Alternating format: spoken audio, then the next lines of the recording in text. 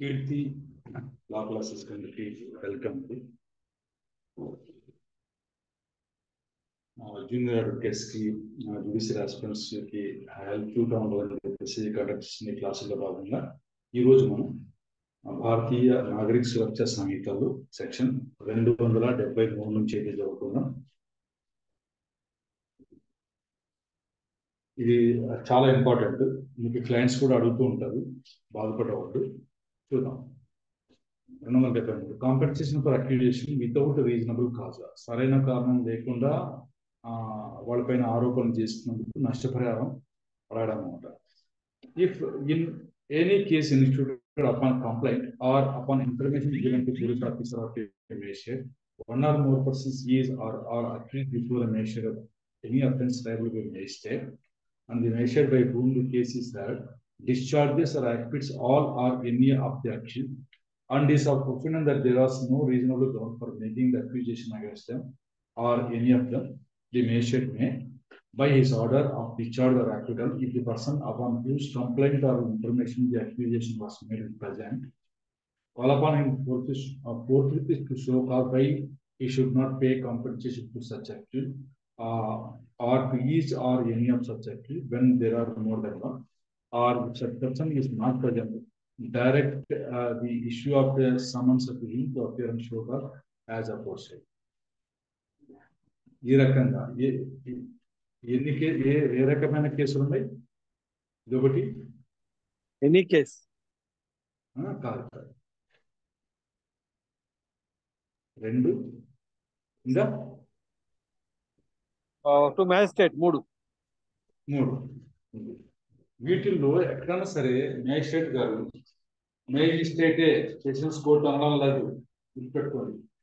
Magistrate గారు విని ఈ కేసు అంతా విన్న తర్వాత డిశ్చార్జ్ కానీ యాక్విట్ కానీ చేశాడనుకోండి ముద్దాయిని, ఒకవేళ ఒకరికంటే ఎక్కువ ఉంటే అందరినీ కానీ కొంతమంది కానీ ఒకరిని కానీ చేశారనుకోండి, చేసి అలా అభిప్రాయపడతారు. ఎలా వీళ్ళని అసలు వీళ్ళపైన కేసు పెట్టడానికి సరైన రీజనబుల్ కాజే లేదు, అయినా సరే వీళ్ళని కోర్టుకు లాగారు అని ఆయన అభిప్రాయపడితే ఆ డిశ్చార్జ్ ఆర్డర్ యాక్విటల్ ఆర్డర్ రాస్తున్నప్పుడే ఆ పర్సన్ ఉంటారు కదా, కంప్లైంట్ ఇచ్చినోడు, కంప్లైంట్ ఇచ్చిన పర్సన్ ఒకవేళ అక్కడే ఉంటే నువ్వు ఎందుకు వాళ్ళకి నష్టపరిహారం కట్టి కారణం చెప్పు అడగచ్చు.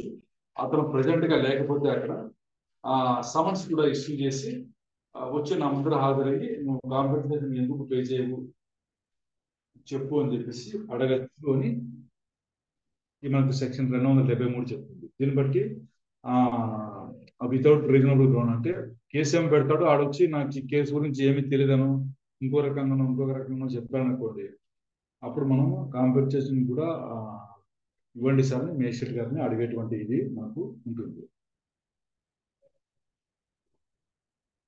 నెక్స్ట్ అప్పుడు పిలుస్తారు ఆయన కారణం చెప్పమని. The magistrate shall record and consider any cause which such complainant or informant may show, and he is satisfied that there was no reasonable ground for making the accusation, may, for reason to recorded, make an order that compensation to such amount not exceeding the amount of fine he is imposed in both as he may determine be paid by such complainant or informant to the accused or to each or any of them.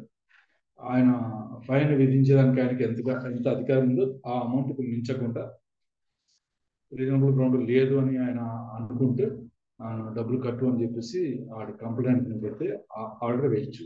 బాగా గుర్తుపెట్టుకోండి, ఈ రెండు పదాలు వేరే. ఇన్ఫర్మెంట్ ఇది ఎక్కడ ఉంటుందో తెలుసా మీకు?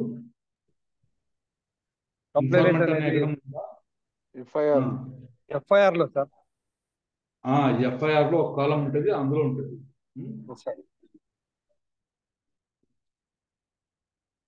The magistrate may, by the order directing payment of the compensation subject to further order that in default of payment, the person ordered to pay such compensation shall undergo simple imprisonment for a period not exceeding 30 days. ఒకవేళ అలా ఇచ్చినటువంటి డబ్బులు కట్టు, నష్టపరిహారం కట్టు అని ఇచ్చినా సరే అతను కట్టడంలో ఫెయిల్ అయ్యారనుకోండి, అప్పుడు 30 రోజులు మించకుండా సాధారణ జైలు శిక్ష అనుభవించాలని చెప్పేసి దాంట్లో డిఫాల్ట్ అయితే ఇలా అనుభవించాలని కూడా రాయొచ్చట. When any person is in present and subsection 3, ఇది ఈ సబ్సెక్షన్ 3 కింద జైలు వేశారనుకోండి. Subsection 6 subsection 8 of Bharatiya Nyaya Sanhita 2023 shall so far as may be apply. అది భారతీయ న్యాయ సంహితలో సెక్షన్ 8 లో ఉన్నటువంటి సబ్సెక్షన్ 6 అయితే అప్లై అవుతుందట. అదేదో మనం చూద్దాం తర్వాత. No person has been directed to pay compensation under this section shall, no person who has been directed to pay compensation under this section shall, by reason of such order, be exempted from any civil or criminal liability in respect of the complaint made or information given by. Additional గా ఇక్కడ compensation వస్తుంది. మళ్ళీ అనవసరంగా case పెట్టినందుకు ఇంకో case పెట్టచ్చు అవతలోడి పైన, లేదంటే సివిల్ కేసు కూడా వేసుకోవచ్చు అనమాట. కాబట్టి ఆ అవకాశం కూడా ఉంది. అది కూడా ఎగ్జామ్షన్ ఏమి ఉండదు, లక్ష్యంగా వేసుకోవచ్చు అని చెప్పేసి మీకు సబ్జెక్ట్ చెప్తా ఉంది.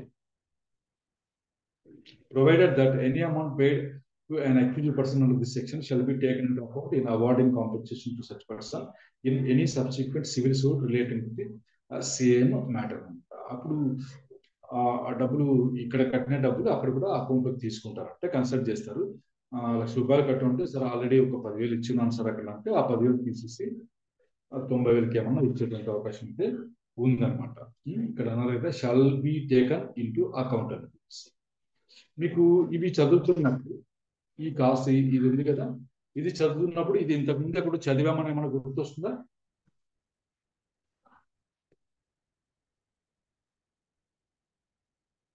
ఇంతకుముందు చదివాము అని ఏమైనా గుర్తొస్తుందా?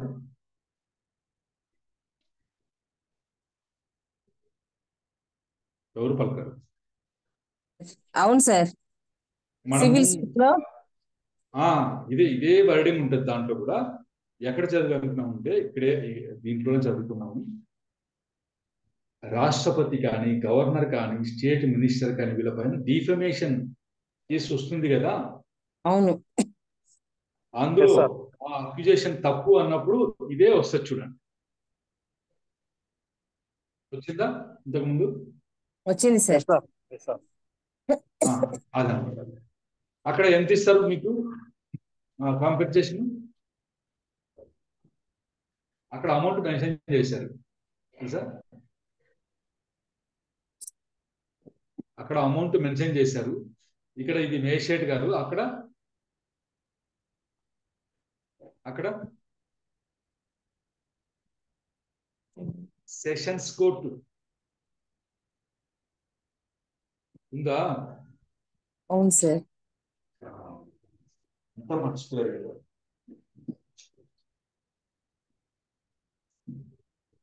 సెషన్స్ కోర్టు వచ్చేసి మామూలుగా అయితే డైరెక్ట్ గా టర్నింగ్ తీసుకోవడానికి లేదు అని మేజిస్ట్రేట్ గారు కమిట్ చేయకుండా కేసు కంపేర్ చేయకుండా రైట్ తీసుకోవడానికి లేదు. అయితే రాష్ట్రపతి కానీ, గవర్నర్ కానీ వీళ్ళందరిపై వీక్నెస్ కేసు వస్తే కంప్లైంట్ ఎవరు ఇస్తారు నేర్చుకున్నాం సెషన్స్ కోర్టులో? పీపీ గారు. పబ్లిక్ ప్రాసిక్యూటర్ కంప్లైంట్ ఇస్తామని చెప్పాను కదా. అవును సార్. అందులో అట్లాంటి కేసుల్లో ఎక్కడైనా సరే అక్యూజేషన్ ఫాల్స్ అనిపించినప్పుడు వాళ్ళు ఈ కాంపెన్సేషన్ పే చేయాలి అన్నది సేమ్ వర్డింగ్ ఇలా ఇప్పుడు ఎలా ఉందో ఇక్కడ అలాంటిదే ఉంటుంది. కాబట్టి ఎక్కడన్నా క్వశ్చన్ అడిగారు అనుకోండి, కాంపెన్సేషన్ ఏ ఏ పరిస్థితుల్లో పే చేస్తారు ముద్దాయికి అని అన్నప్పుడు మనం టక్కున ఏమంటాం 350 358 357 358 అని చెప్తాను కదా. కాబట్టి ఇది చదువుకుంటే వేరే చదువుకోవడం వల్ల వచ్చే లాభం ఏంటంటే ఇది ఎక్కడో చదివాను కదా అన్నది కాంపెన్సేషన్ పే చేసే విషయం వచ్చేసి ఇక్కడ కూడా ఉంది, అక్కడ ఉంది, ఇంకా ఉంటుంది ఎక్కడైనా సరే. అవి మనం డీటెయిల్గా మనం చదువుకోవాలి. ఇప్పుడు ఇంతకు ముందు మనం ఎక్కడ చదువుకున్నామో ఒకసారి మళ్ళీ చూడండి. నేను చెప్పాను కదా గవర్నర్, రాష్ట్రపతి వీళ్ళకి సంబంధించి ఇది వచ్చినప్పుడు మనకు కాంపెన్సేషన్ ఇస్తారన్నమాట. ఇది మనం కోర్టు ఆర్డర్ చేస్తుంది. Sir sorry for the interruption sir. Sir section 5 sub section 5 ఇంకొకసారి చెప్పండి sir. no person who has been అవును directed అని గారు అది ఇంకోసారి చెప్పండి సార్. అవును అవును అవును కట్టమని డబ్బులు కట్టమని ఆదేశించాల్సిన పర్సన్ అతనికి మినహాయింపు ఉండదు. ఇక్కడ డబ్బులు కట్టాల్సిందే. ఆ పక్క ముద్దాయి వచ్చేసి సివిల్ కేసు వేసినా మళ్ళీ క్రిమినల్ కేసు పెట్టినా కూడా అక్కడ కూడా ఆ, ఆ, బాధ్యత ఏది పోదు అని చెప్తున్నారు. అట్లా ఇక్కడ డబ్బులు కట్టిన మాత్రం సివిల్ కేసు నుంచి కూడా తప్పించుకోలేడు, తప్పుడు ఆరోపణలు చేసి కేసు పెడితే అని చెప్పేసి. అయిందా? Okay sir. ఇప్పుడు మీరు ఇది ఒక్క నిమిషం 260 పోదామా ఒకసారి? 260 వెళ్దాం. లేదా 260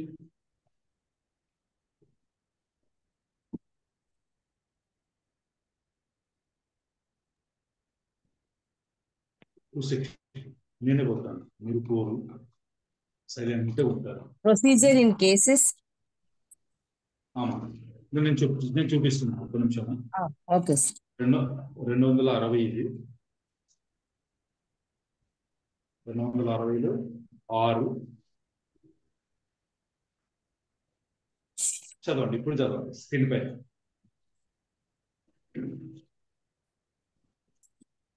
స్క్రీన్ మీద ఉన్న చదవండి.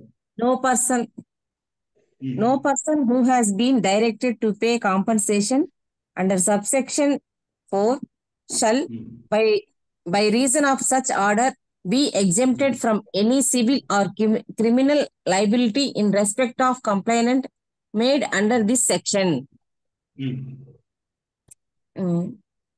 Provided that any amount paid to accused person under this section shall be taken into the account in awarding compensation to such person in any subsequent civil suit relating to the same matter. ఇలా ఈ రెండు బాగా గుర్తుపెట్టుకోండి. మనం ఇందాక చదువుకున్నది ఉంది కదా,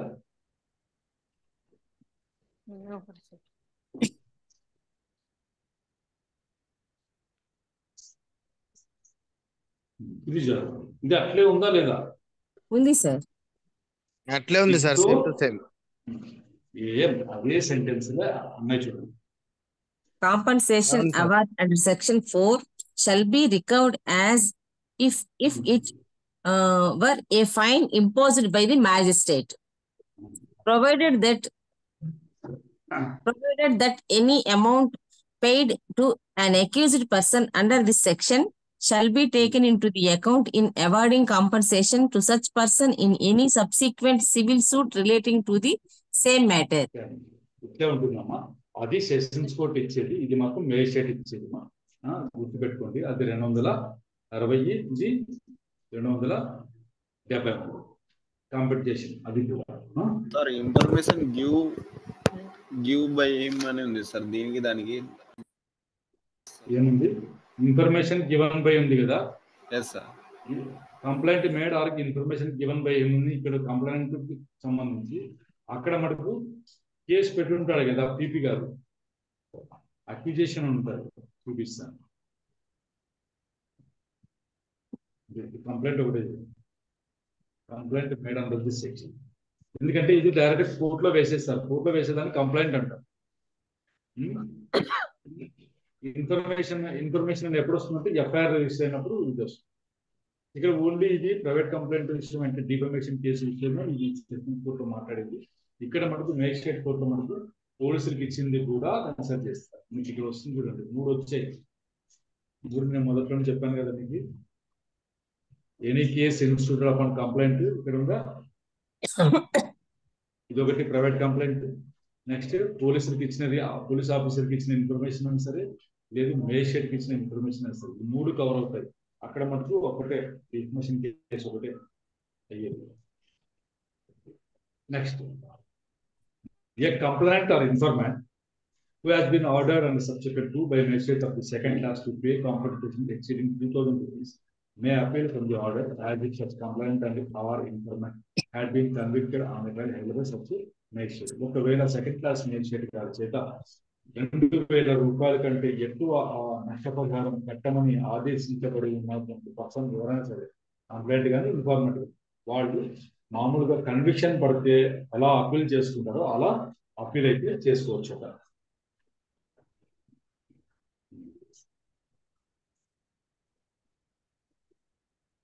ఇది పర్టికులర్ గా మీరు చదవకపోతే ఇలా ఇచ్చారు, ఇక్కడ వరకు చెప్తారు. ఒక సెకండ్ క్లాస్ మ్యాజిస్ట్రేట్ ఒకరికి 2,000 రూపాయల కంటే ఎక్కువ కాంపెన్సేషన్ కట్టమని ఆదేశించారు. వీడికి ఉన్న రెమెడీ ఏంటి అని అడిగారు అనుకోండి మీ క్వశ్చన్. ఈ సెక్షన్ చదవకపోతే మీరు ఏం చెప్పగలుగుతారు ఆన్సర్? ఈ సెక్షన్ చదివితే కెన్ మేబీ అప్పీల్ అని చెప్పుకోవచ్చు. చేసుకోవచ్చు అనేది తెలుసు. అప్పీల్ చేసుకోవచ్చు అనేది మీకు అర్థం అవుతుంది. When an order for payment of compensation to an accused person is made in a case which is subject to appeal under section 6, the compensation shall not be paid even before the period allowed for the representation. Sir me voice లోగా ఉంది sir. లేదమ్మా, నా voice గట్టిగానే ఉంది, కాకపోతే బయట వర్షం చాలా హెవీగా పడతా ఉంది. Okay okay okay sir, thank you sir.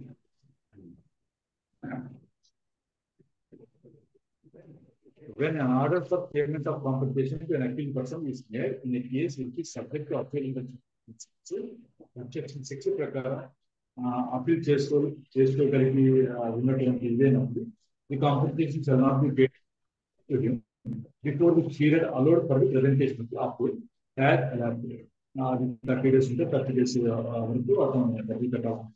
ఒకవేళ అప్పీల్ ఫైల్ చేస్తుంటే before the appeal has been decided, appeal decide అయ్యేంత వరకు అటుగాని ఇటుగాని డిసైడ్ అయ్యేంత వరకు అది డబ్బులైతే పే చేయాలి. And this order is made in a case which is not so subject to appeal the compensation before the expiration of 1 month from the date of the order. ఇక్కడ దాన్ని అపీల్ కలవడానికి వీలైన పరిస్థితి ఉందనుకోండి, అంటే 30 రోజులు ఎక్స్పైర్ కాకముందే డబ్బులు అయితే కట్టనవసరం లేదు. The problems of this apply to summon cases as well as foreign cases. ఈ ప్రాబ్లమ్స్ ఎక్కడ ఉన్నది మ్యాజిస్ట్రేట్ గారు అనుకున్నాం కదా మనం. ఇది ఎక్కడ జరుగుతుంది? మ్యాజిస్ట్రేట్.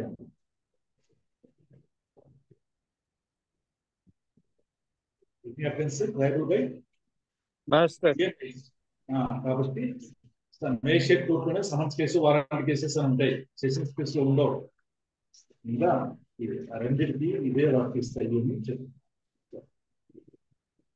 ఇందాక వరకు మనం ఏం జరుగుతున్నాం? వారంటీ కేసెస్ అనేది. వారంటీ కేసెస్ లో మళ్ళీ A1, B1 ఉంది కదా. ఏమనుకున్నాం?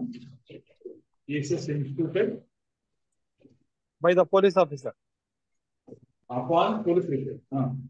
నెక్స్ట్ B వచ్చేసి అదర్వైజ్ పోలీస్ రిపోర్ట్ అని ఉన్నాయి. వారంటీ కేసెస్ అంటే ఏంటి? 2 years అబౌవ్ ఉండేవన్నీ కూడా వారంటీ కేసెస్ కాదు. సమన్స్ కేసు కానివి అన్న కాదు. వారంటీ కేసెస్ అంటే 3 విధాలైన శిక్షలు ఉన్నాయి అందులో. ఏమేమిటి? Life imprisonment, life imprisonment, death, exceeding 2 years. అది బాగా గుర్తుపెట్టుకోవాలి. వారంటీ కేసెస్ అంటే 2 years మించినటువన్నీ అని చెప్తున్నారు, తప్పు. ఇదేమన్నా కానిస్టేబుల్ ఇంప్రూవ్మెంట్ ఫర్ లైఫ్ ఒకటి, ఇది 2 కదా. మళ్ళీ ఇంప్రూవ్మెంట్ ఫర్ ఎగ్జాంపుల్ 2 years అంతే కదా. అవును సార్. 3 రకాలైన నేరాలు అన్నమాట. ఈ సమన్స్ కేసెస్ ఉంటే వారంటీ కేసు కాని వెళ్ళినా సమన్స్ కేసు అని చెప్తారు. మనకు సమన్స్ కేసెస్ గురించి చదువుతుంది. మన అవసరం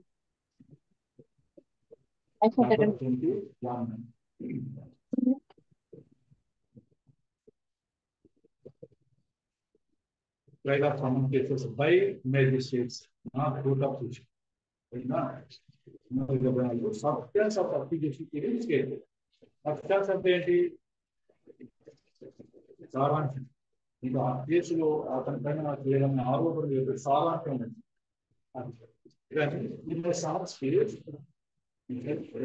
వీడియో ఆఫ్ చేసుకోవాలి. When in a summons case, the accused appeared or is brought before the magistrate.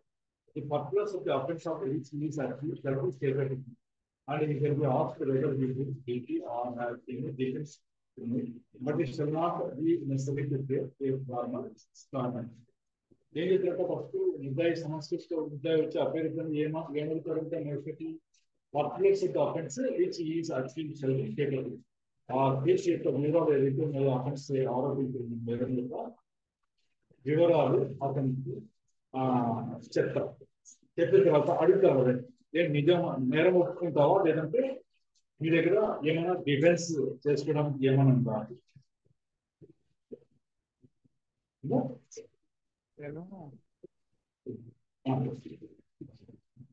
నేరం ఒప్పుకుంటావా లేదంటే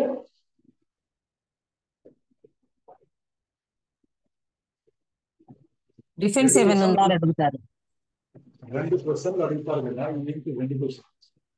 నేరం ఒప్పుకుంటావా నెక్స్ట్ లేకపోతే డిఫెన్స్ ఏమైనా ఉందా ఉందా అని అడుగుతారు. ఇంకా కేసులు ఏమడుగుతారు? ఇట్స్ గిల్టీ ఆర్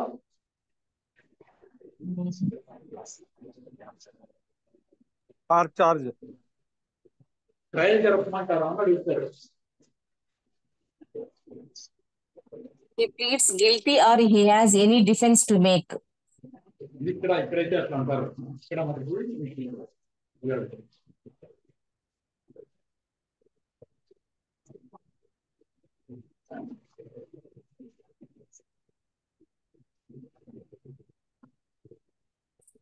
ఇక్కడ ఏమడిగారు?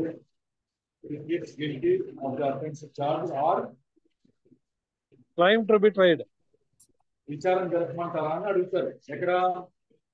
Warrant cases. వారెంట్ కేసెస్ లో. సమన్స్ కేసెస్ లో ఏమని అడుగుతున్నారు? నేరం ఒప్పుకుంటావా లేదా డిఫెన్స్ ఏమైనా ఉందా?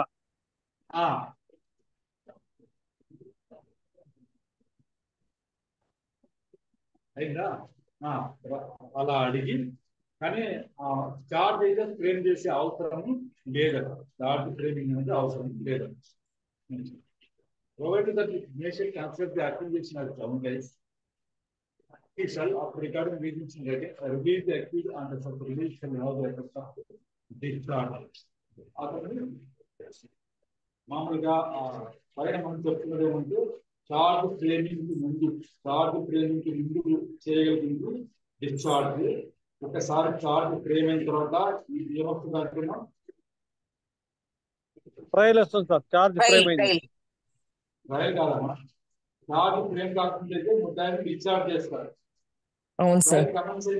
చార్జ్ ఫ్రేమ్ అయిన తర్వాత అయితే దాన్ని ఏమంటారు? ఏ పదార్థం తీసుకున్నాం? Enquiry acquittal sir. యాక్విటల్ ఏదో ఒకటి వస్తుంది. ఇక్కడ మనకి ఏమంటున్నారు అంటే after recording reasons in writing release the accused, విడుదల చేస్తాడు. యాక్విట్ చేయడు, విడుదల చేస్తాడు. ఆ విడుదల చేయడం దాని ఎఫెక్ట్ ఎలా ఉంటుందంటే డిశ్చార్జ్ ఉన్నటువంటి ఎఫెక్ట్ ఉంటుంది. డిశ్చార్జ్ ఉన్నటువంటి ఎఫెక్ట్ ఉంటుంది.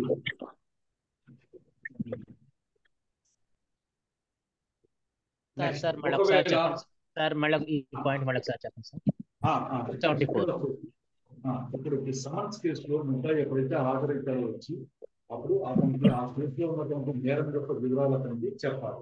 చెప్పిన తర్వాత అతన్ని అడగాలి ఏమని, మీరు నేరం ఒప్పుకుంటారా లేదా మీ తరఫున సాక్ష్యం ఏమైనా ఉందా, డిఫెన్స్ ఏమన్నా ఉందా, డిఫెన్స్ చేసుకోవడానికి ఏమైనా ఉందా అని అడుగుతారు. చార్జ్ ఫ్రేమింగ్ అయితే మ్యాండేటరీ అయింది కాదు, నెసరీ చార్జ్ అయిందా? తర్వాత ఒకవేళ మేజిస్ట్రేట్ గారు కన్సిడర్ అక్యూజేషన్ గ్రౌండ్ చేస్తుంటే ఇది అకారణంగా పెట్టాల్సిన పైన కేసు అని మేజిస్ట్రేట్ గారు అభిప్రాయపరిస్తే ఈషాలు అతను ఖచ్చితంగా చేసి తీరాలి. ఏమని ఆ కారణాలు రాసి ముద్దాయిని విడుదల చేయాలి. ఆ విడుదల చేయడం ఏ ఎఫెక్ట్ వస్తుందంటే shall release such release shall have the effect of discharge చేసిన ప్రభావమే ఉంటుంది. డిశ్చార్జ్ చేయడం అంటే ఏంటంటే ఇతని పని కేసే లేదు అని చెప్పేసి డిశ్చార్జ్ చేయడం అంటే అది యాక్టివిటీ తో సమానమే అనేది వస్తుందంటే నిర్దోషిగా విడుదల చేసినట్టు లెక్క. కానీ ఇక్కడ ఎందుకంటే చార్జ్ ఫ్రేమ్ చేయలేదు కాబట్టి డిశ్చార్జ్ అని అంటున్నారు. Okay sir. ఇంకా ఇదే విషయం మీకు ఎక్కడ వస్తుంది? మామూలుగా సిఆర్పిసిలో 320 సెక్షన్ సిఆర్పిసి ఎవరి దగ్గర ఉందా? 320 ఉంటే దయచేసి 320లో సబ్సెక్షన్ 8 తీయండి. $320.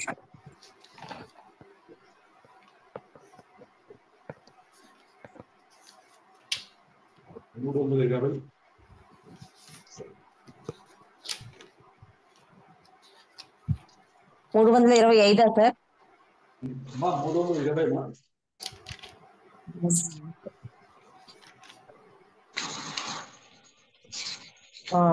380లో 320 320. 320లో ఆ టేబుల్ అంతా దాటిపోయిన తర్వాత 8వ నంబర్ వస్తుంది సార్. 8 వస్తుంది. The composition of an offense under this section shall have the effect of an acquittal of the accused with whom the offense has been compounded. ఇది కాంపౌండింగ్ ఆఫ్ అఫెన్స్ గురించి చెప్తారు. Composition అంటే compound చేసుకోవడం అంటే రాజీ పడడం లాంటిది. ఇలా రాజీ పడితే ఆ ఎఫెక్ట్ ఎలా ఉంటుందంటే have the effect of an acquittal. ఉంది కదా అక్కడ effect of the an acquittal of the accused. అలా ఎందుకు యాక్విటల్ అంటున్నారు అక్కడ? అప్పటికి చార్జ్ ఫ్రేమ్ అయి ఉంటుంది కాబట్టి. అంటే రాజీ చేసుకుంటే కూడా అది నిర్దోషిగా విడుదల చేసినటువంటి ప్రభావమే ఉంటుంది. రాజీ పడ్డాము అతని మీద కేసు కొట్టేయాలని వాదించారు. రాజీ పడ్డారంటే అర్థం కేసు నీకు కొట్టేసినట్టు లెక్క. సరే, అడుగుతారు కదా, నువ్వు నేరం ఒప్పుకుంటావని అడుగుతారు. If the accused pleads which అతను నేరం ఒప్పుకుంటే the magistrate shall record the plea as nearly as possible in the accused and may in this discussion convict him to honour. అతను నేరం ఒప్పుకున్నా సరే మేజిస్ట్రేట్ అతనికి శిక్ష వేయొచ్చు, ఇంకా శిక్ష వేయొచ్చు, ట్రయల్ జరపచ్చు.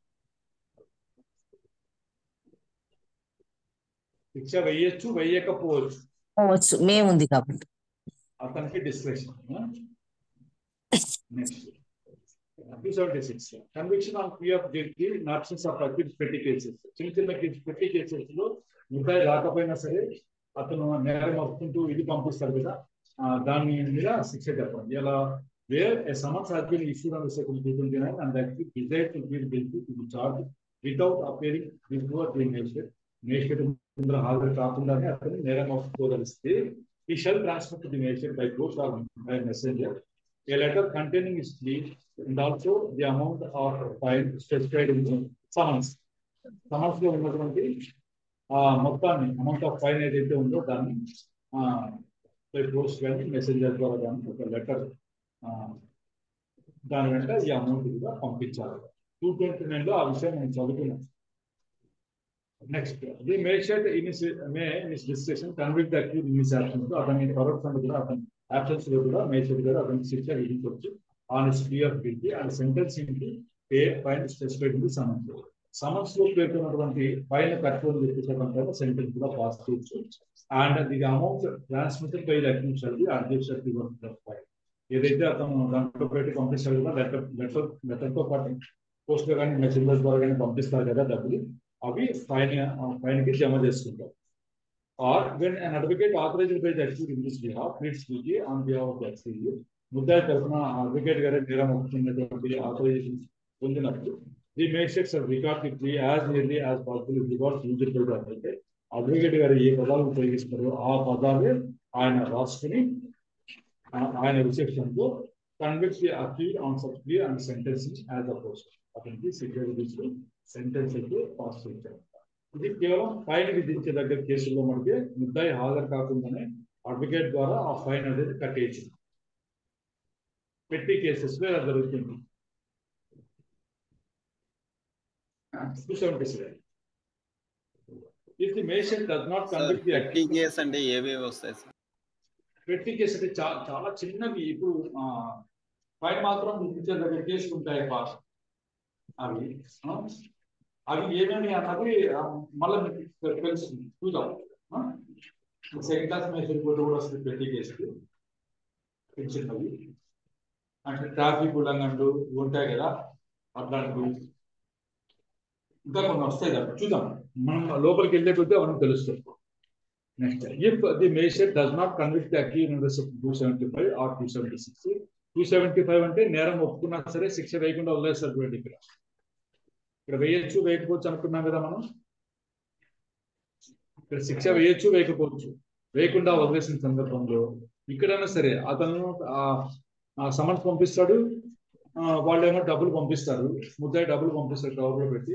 అయినా సరే అతను శిక్ష వేయకుండా ఉన్నప్పుడు the magistrate shall proceed to hear the prosecution. అప్పుడు ప్రాసిక్యూషన్ ఏం చెప్తుంది, విని and to take all such evidence as may be produced in support of prosecution.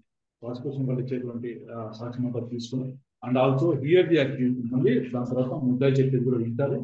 And take all such evidence as produces in this defence. Defence అంటే అతను defend చేసుకునే దానికి ఏదైనా సరే ఎవిడెన్స్ ప్రొడ్యూస్ చేసి అది కూడా తీసుకుంటారు. Next, the magistrate May things stick on the application of the prosecution of that issue a summons to any witness directly to attend or to produce any document or other thing. LWs అంటే list of witnesses కి సమన్లు పంపిస్తారు కదా, అలాగా prosecution వాళ్ళు అడిగినా సరే ముద్దాయి అడిగినా సరే వాళ్ళకి సమన్లు అయితే ఇష్యూ చేయించాము. అయిందా? Next, the magistrate May before సమ్మనింగ్ any witness on such application require that the reasonable expenses of the witness incurred in attending for the purpose of the trial B deposited in court. డబ్బులు కట్టు వాళ్ళు వచ్చుకోవడానికి ఏదైతే అదే అని చెప్పేసి ఈ రెండు ఇంతకు ముందు కూడా చదివామా? ఈ రెండు ఎక్కడమ్మా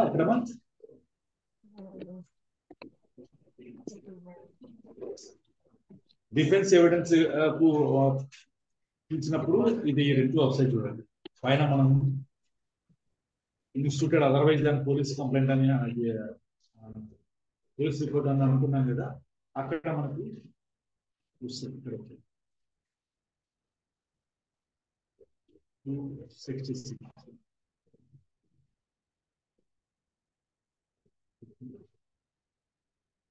ఖర్చులు డిపాజిట్ చేయమని ఇక్కడ అడిగిరా, ఇక్కడ అడుగుతున్నారు కదా. The magistrate May before సమ్మనింగ్ any witness అని 266లో ఉంది, ఉందా లేదా? ఉంది సార్. ఇదే విషయమే మనకి ఇప్పుడు మళ్ళీ ఇక్కడ చదువుకుంటున్నాం.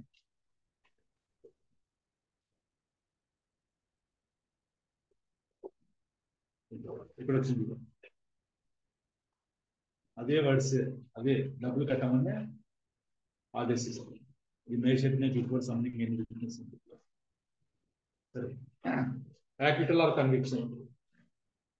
If the magistrate upon taking evidence referred to section 277 prosecution మరి డిఫెన్స్ సబ్మిట్ చేసినటువంటి ఎవిడెన్స్ తీసుకున్న తర్వాత ఒకవేళ మేజిస్ట్రేట్ గారు అలా అనుకుంటే సచ్ ఫర్దర్ ఎవిడెన్స్ మరి ఇంకా ఏమైనా అవసరం ఉంటే ఆ ఎవిడెన్స్ తీసుకున్న తర్వాత యాజ్ హీ మే ఆఫ్ ఈ ఓన్ మోషన్ తనకి తాను ఇంకా ఏమైనా ఫర్దర్ ఎవిడెన్స్ తెప్పించుకుని finds the accused not guilty. ఒకవేళ అక్యూజ్డ్ నాట్ గిల్టీ అని అనుకున్నారు అనుకోండి, ఈ shall record an order of acquittal. బాగా గుర్తుపెట్టుకోండి, shall record and order of acquittal, not a judgement. Where the magistrate does not proceed in accordance with provisions of 364, 401, 364 అది 401 probation of offenders act. ఇంకోటి మళ్ళీ నేను తగినంత శిక్ష విధించలేను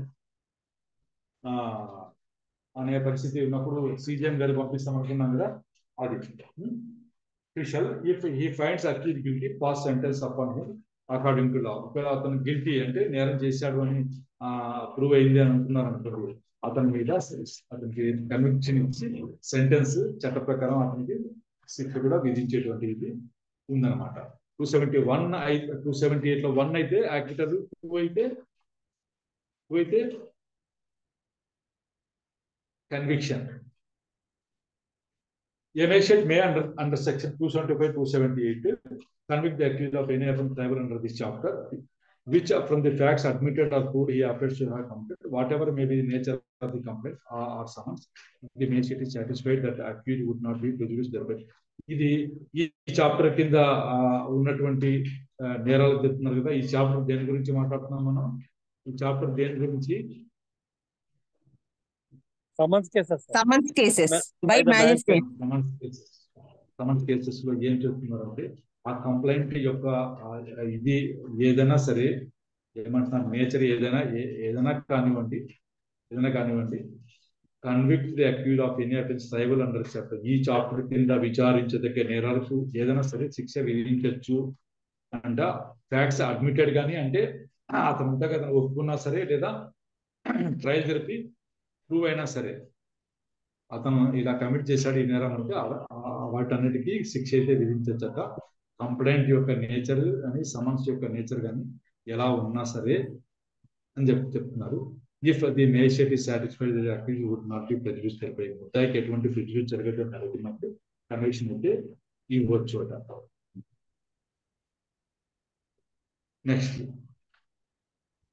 279 non-appearance or death of complainant.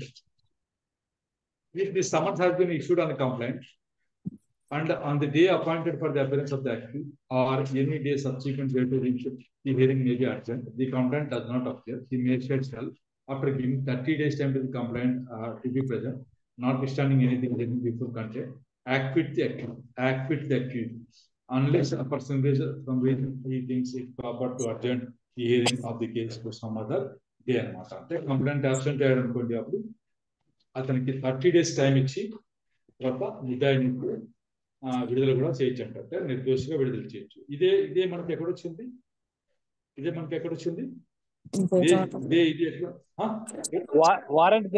Warrant cases లో కూడా వచ్చింది. 272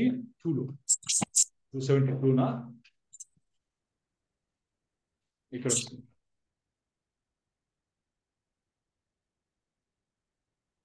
ఎన్ని రోజులు టైం ఇస్తారు? The magistrate May after giving 30 days time to the complaint to be present అన్నారు కదా.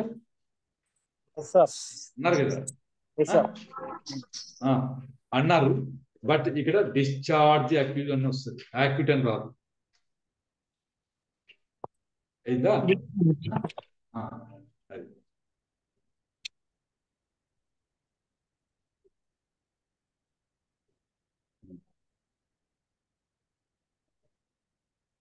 అయ్యింది. దీనికి పిటిషన్ ఫైల్ చేస్తాం మనం. కంప్లైంట్ ఆబ్సెంట్ అయితే 279 కొత్తది వచ్చేసి 279 క్లాజ్ అనేది చూద్దాం. Provided that wear the complaint is represented on advocate by the officer conducting prosecution are wear the magistrate opinion that the personal appearance of the complaint is not necessary, the magistrate may dispense with the attendance and proceed with the case. దీని కింద మనము petition file చేస్తున్నాం కదా. Petition file చేస్తున్నామా లేదా? 256, 317 అవన్నీ file చేస్తాం కదా. అవి అలాగే 256 కంప్లైంట్ ఆప్షన్ ఫైల్ చేస్తాము. ఇందులో మీరు గమనించాల్సింది ఏమంటే, మీరు ప్రేయర్లో ఏం రాస్తారు? మామూలుగా ప్రేయర్లో ఏం రాస్తారు? Honorable court may be pleased to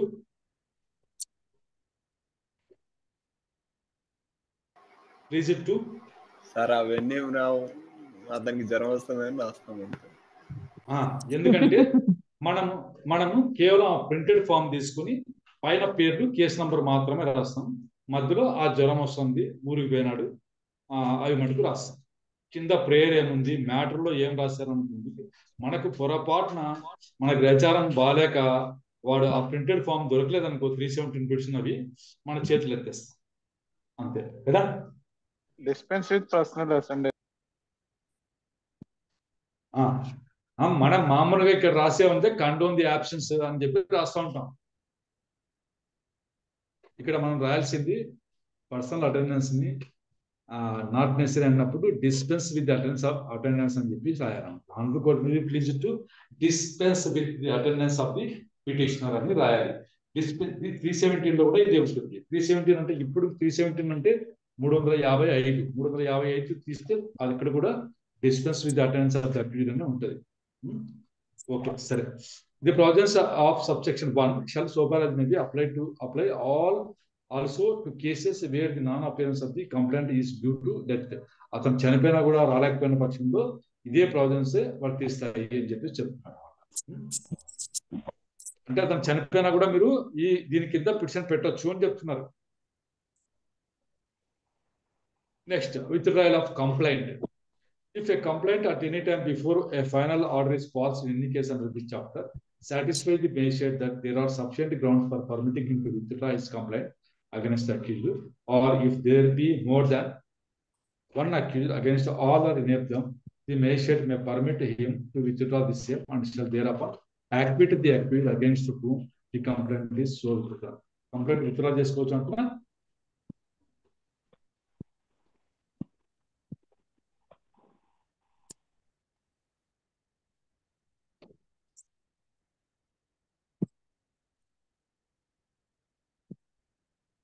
ఫిర్యాదును విత్డ్రా చేసుకోవచ్చు అంటున్నా. చేసుకోవచ్చు సార్. ఇది కంప్లైంట్ మనకే, అంటే మేజిస్ట్రేట్ గారికి ఇచ్చినటువంటి కంప్లైంట్, మీరు ప్రైవేట్ కంప్లైంట్ అంటే అది మటుకే దీనికి వర్తిస్తుంది. మీరు పోలీస్ కేసును విత్డ్రా చేసుకోలేరు. మనమంతా మనం వెళ్ళి కంప్లైంట్ మేము విత్డ్రా చేసుకుంటాం కేసు అనడానికి అయితే ఉంటుంది. దాన్ని కాంపౌండింగ్ ఆఫ్ ది అఫెన్స్ అంటారు. అది ఒకటి. విత్డ్రాయల్ ఫ్రమ్ ప్రాసిక్యూషన్ ఎవరు చేస్తారు? విత్డ్రాయల్ ఫ్రమ్ ప్రాసిక్యూషన్ ఎవరు చేస్తారు? పీపీ గారు చేస్తారు. అది వేరే, ఇది వేరే. ఇది కంప్లైంట్ విత్డ్రా చేసుకున్నాం. కంప్లైంట్ విత్డ్రా చేసుకుంటే ముద్దాయిని నిర్దోషిగా విడుదల చేస్తారు. యాక్విట్ ది అక్యూజ్డ్ అని చెప్పేసి అంటారు అనమాట. ఒక్క నిమిషం ఉందంటే అట్లే.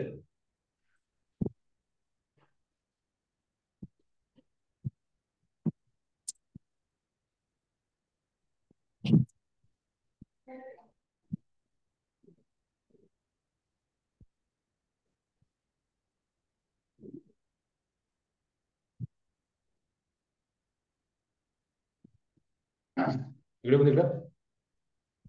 ఇది కోర్టు పేరు, సిఆర్ఎంపీ నంబరు, సిసి నంబరు ఉంటుందా?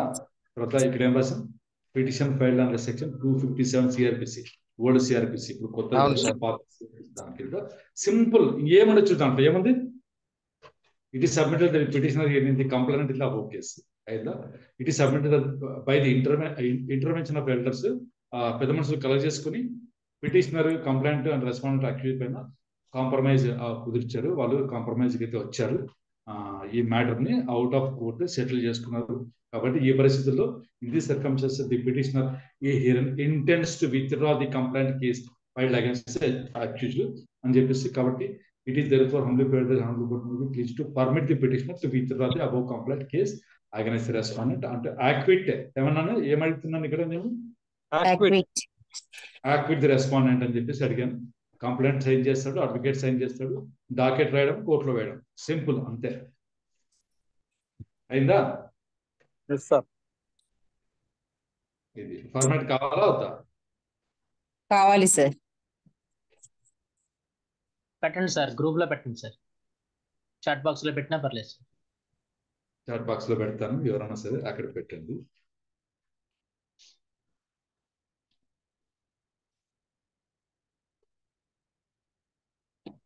ఓన్లీ సమన్స్ కేసెస్ విత్డ్రా చేసుకోవచ్చా సార్?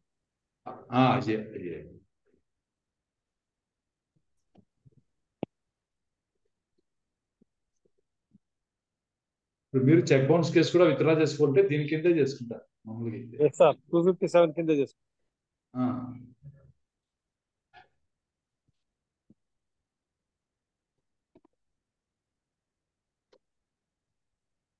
కాబట్టి ఏదైనా పిటిషన్ రాయాలంటే బెంబేలు పడకు, ఎలా కప్పా అని మీరు తల బాదుకుని చాలా కన్ఫ్యూజ్ పడిపోయి చెప్పే అవసరం లేదనమాట. మీరు ఏం చెప్పాలనుకుంటున్నారో కోర్టుకు చెప్తే సార్. ఇప్పుడు ఏం చెప్పారు? మామూలు కేసు విత్డ్రా ఏం చేసుకుంటారు?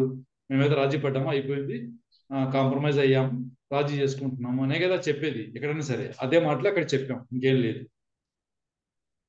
వేరేమైనా ఉందా? లేదు కదా.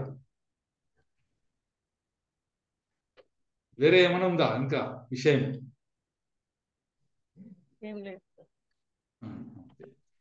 Next 281 power to stop proceedings in certain cases. కొన్ని కేసుల్లో ప్రొసీడింగ్స్ ని నిలుపుదల చేసేటువంటి పవర్ కూడా. In any summons case ఇన్స్టిట్యూటెడ్ otherwise than screen share కాలేదు సార్. ఒక నిమిషం.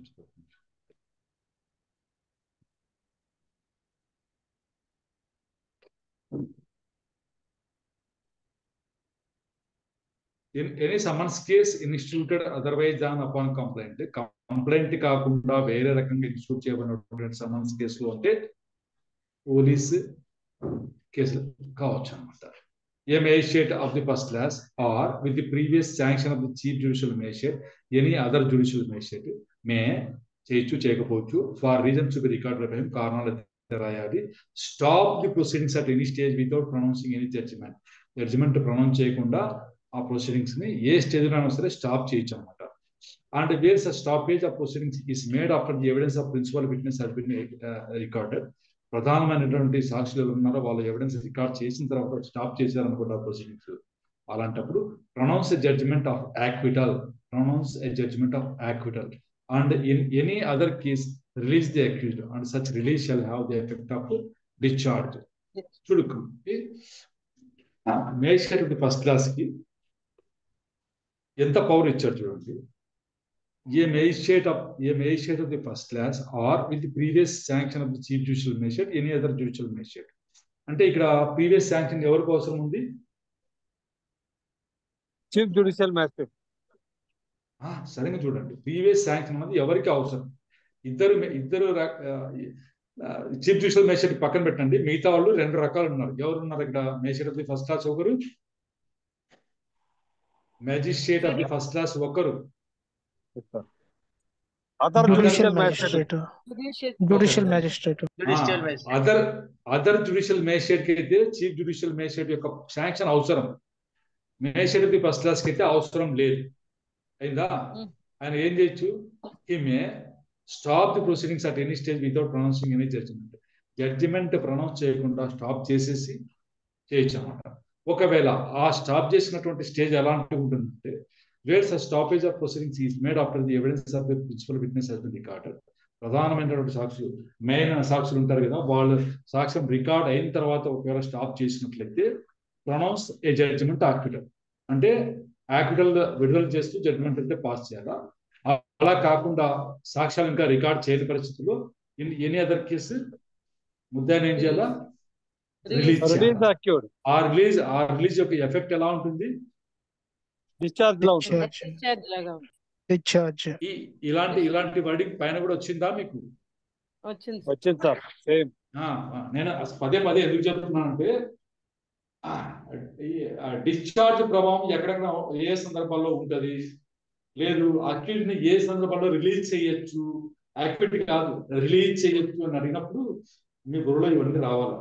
కాబట్టి ఇప్పుడు ఏదైతే ఉందో పెన్సిల్ తో అండర్లైన్ చేసుకుని సేమ్ అని చెప్పేసి ఆ section number, previous section number mention చేసుకుంటే అక్కడ రాసుకుంటే మీకు బాగా గుర్తుంటుంది అన్నమాట. సరే, 282 power of court to convert summons cases into warrant cases. Summons cases ఏదైతే ఉందో వాటిని వారంట్ కేసెస్ లోకి కన్వర్ట్ చేసే పవర్ కూడా కోర్టుకి ఉంది అని చెప్తున్నారు. When in the course of the trial of a summons case relating to an offence punishable with imprisonment for a term exceeding 6 months, 6 నెలల కంటే ఎక్కువ శిక్ష విధించగలిగినటువంటి అఫెన్సుల గురించి ఉన్నటువంటి నేరం సమన్స్ కేసు ఏదైతే ఉందో అది ట్రయల్ జరుపుతూ ఉన్నప్పుడు it appears to the magistrate that in interest of justice the offence should be tried in accordance with the procedure for trial of warrant cases. ఇది ఇలాగా చేయాల్సింది, వారంట్ కేసెస్ ఏ పద్ధతి ఉందో ఆ ప్రకారంగా చేయాల్సి ఉందని మేజిస్ట్రేట్ గారికి అనిపిస్తే appears such magistrate may proceed to rehear the case. ఆ మేజిస్ట్రేట్ గారు may proceed to rehear the case in the manner provided by the Samhita for the trial of warrant cases and may recall any witness who may have been examined. Rehearing of the case ఏ సందర్భాల్లో వస్తుంది అని అన్నప్పుడు మీకు ఈ section అయితే గుర్తు రావాలన్నమాట. అది రీహియరింగ్.